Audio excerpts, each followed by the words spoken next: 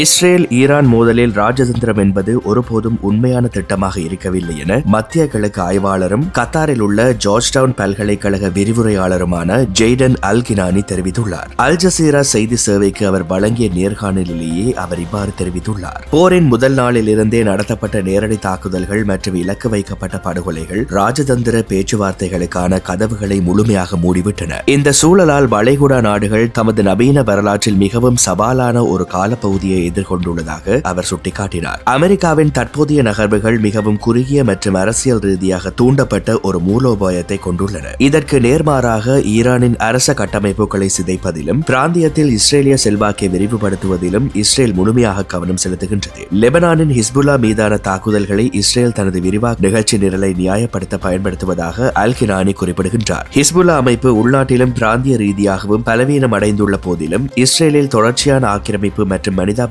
நெருக்கடிகள் காரணமாக மக்கள் மத்தியில் அவர்கள் மீதான ஒருவித சமூக அனுதாபம் மீண்டும் உருவாகக்கூடும் என அவர் எச்சரித்துள்ளார் என்பது குறிப்பிடத்தக்கது.